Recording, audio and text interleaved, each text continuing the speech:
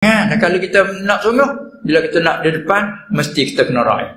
Contohnya tengok, bila kita dilatih satu jawatan, belum kita memegang jawatan, ikut kita aja. Tapi dah kita memegang jawatan, semua rakyat kita, bukan? Walaupun yang ni kurang setuju ni kita, apabila kita dilatih, dialah. Bila kita dilatih di imam, semua ni panggil anak makmum kita, kena raih semua. Yang tak sembahyang pun makmum kita juga. Yang tak puasa pun makmum kita juga. Tapi kalau dulu belum pada kita jadi sesuatu jawatan, tak saya nak raih pun kepada yang nu. Kerana kita bawa diri kita je. Tapi bila kita dilatih, kita bertanggungjawab. Yang tak semaya pun makmum kita, yang nu makmum kita. Maka ada cara kita untuk dengan yang tak semaya macam mana, yang ni macam mana. Bila kita tanggungjawab. Begitu bila kita jadi imam salat, mesti kita kena raih di belakang kita. Sebab tu iza amma ahadukum falyukhaffif. Apabila jadi imam seorang kamu, naklah meringankan. Sebab kerana di belakang kamu ada orang yang dhaif. Ada orang yang bermasyhur dengan kerja. Tengok orang masyhur dengan kerja. Duk semayang. Dalam semayang tapi tengok jam. Tak memang baca surah panjang. Jaga 5 minit rokok. Tak rokok. Semayang dia memang tengok jam. Apa dah? Kerana mak email tak pandang ra'i. Kawan ada kerja. Ini apa yang kata kena tahu bila kita nak duduk depan ni macam tu. Demikianlah. Apabila begitu, harilah masalah. Jadi di hari ini tu baik kelimahnya dengan cara apa? Nabi tak buat. Hak itulah dengan Nabi tak buat. Nabi tak buat. Walha kalau kecak kita nak ikut apa? Nak ikut hadis. Nak ikut Quran, hadis, as-sunnah katakan. Klik pada awal tadi. Sebut tadi, taraktu fikum amrain. Klik pada tadi. Telah aku tinggal pada kamu 2 perkara. Lan tadillu. Tengok, dia jamin. Nabi SAW dia beri jaminan mana? Dia kata, taraktu fikum amrain. Aku telah tinggal pada kamu. Telah tinggal. Walau dia tak mati lagi masa tu. Tapi dia kata dah, aku telah tinggal. Jadi Nabi kata, bila aku mati sikit lagi, apabila aku wafat, aku tinggal pada kamu 2 perkara. 2 perkara ini yang lan tadillu, ya tak akan sesat kamu. Bukan main balarah dia kata lan tadillu. Dia tak kata la tadilluna. Kalau la ni lebih mutlaqil nafyi. Manakala lan harfun nafyin wa nasbin wa istiqbal. Wastiqbal mana? Tak akan sesat. Sampai bila pun kamu tak akan sesat. Kalau kamu mau panjang pun tak akan sesat.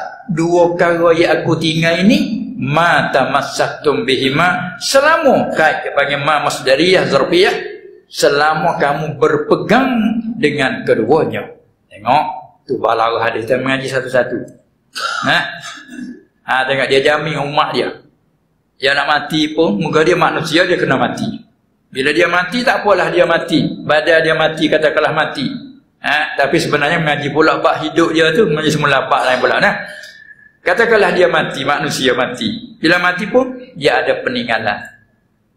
Seperti ayah kita usul sakit. Tapi dia berasa terjamin anak cucunya kerana dia tu ada harta. Kalau dia mati pun, ini peninggalan dia. Simpan di bank banyak ni dah harta dia buat untuk anak-anaknya. Kalau dia mati pun dia berasa terjamin apa dia, anak cucu dia dalam kehidupan. Sebab dia tinggal harta. Begitu Nabi SAW bila dia meninggal pun dia ada peninggalan dia 2 perkara. 2 perkara ni tak akan sesat kamu sampai bila pun selama kamu berpegang dengan keduanya. Apa keduanya? Mari dia tafsir di belakang. Kitabillah pada amrain tadi. yakni Al-Quran, kitab Allah, wa sunnati Rasulillah sallallahu alaihi wasallam. Maksudnya sunnah, jalanan yang ditinggal oleh dia, jalanan yang ditinggal oleh dia. Itu mana sunnah. Pak kita pergi pakai sunnah, hak je buat. Ni. Dia rakyat kau orang awal keliru. Kalau tak menerai lepas dah tu pula lah. Sunnah ay tariqah pada lurah. Jalanan. Lepas tu bila dia mengaji dah dapat apa ni istilah pula. Ulama memberi definisi pula. Tengok dia. Betul ulama ni setiap bidang dia jaga. Bila sebut sunnah, As-sunnah lughatan hiya at-tariqah. Jalan. Macam jalan. Jalan nak sekolah, jalan ni. Kena yutong di sana, kena. Cuba kita tak tahu jalan. Tak boleh ni macam kita nak memandu sini. Tak boleh. Tak tahu jalan ni ke mana, yang ni ke mana, nak main masjid, nak ke mana. Dapat sana. Yutong main kau yang masuk lorot, masuk jalan belakang, jalan depan. Tak orang tahu jalan ni boleh lagi. Dia boleh bawa orang lain pula. Jadi bila tak tahu jalan mana? Maka yang tahu jalan tu ulama. Tu, warasatul anbiya tu. Mereka inilah memberikan definisi pula as-sunnah pada istilah muhaddisin. Ya istilah lain pula, istilah fuqaha. Macam-macam pula tu.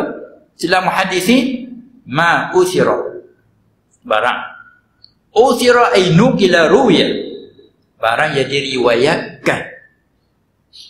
Anin Nabi sallallahu alaihi wasallam. Barang yang diriwayatkan daripada Nabi sallallahu alaihi wasallam. Apa barang yang diriwayat? Qaulan, tabi' dia panggil. Muhawwar daripada naib ain. Barang yang diriwayatkan. Apa barang? Sebuah perkataan dia. Au fi'lan, atau perbuatan dia. Au taqriran, ataupun pengakuan dia. Itu dia panggil sunnah. Perbuatan dia, perkataan dia, atau perbuatan dia, atau pengakuan dia. Berarti mahu tak definisi dia, ditakrif dia. Jadi bukanlah semestinya hak dia buat semua. Sebab perkataan dia, terkadang dia suruh, dia tak ada buat, dia suruh. Terkadang dia diam, dia tak pernah buat apa, dia diam. Orang ada buat di sini dia tak buat, dia diam je. Itu dia panggil sunnah. Terkadang dia suruh, dan terkadang dia buat beberapa kali, lepas tu berhenti. Ada dia muazabah, dia buat berpanjangan, tapi dia menyata pula kata bukan wajib. Itu semua tu ulama mari orang. Baik. Kita faham makna sunnah. Itu sunnah pada istilah. Barang yang diriwayatkan. Faham pula kelimah tu.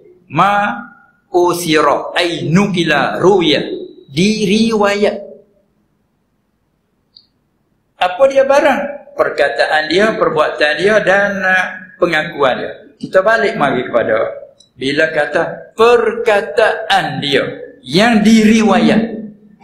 Bila kata perkataan, kalau mengaji bab sifat tadi, sifat perkataan dia takluk bagi apa perkataan? Suaranya sakut pak dengan apa? Perkataannya sakut dengan sifat apa?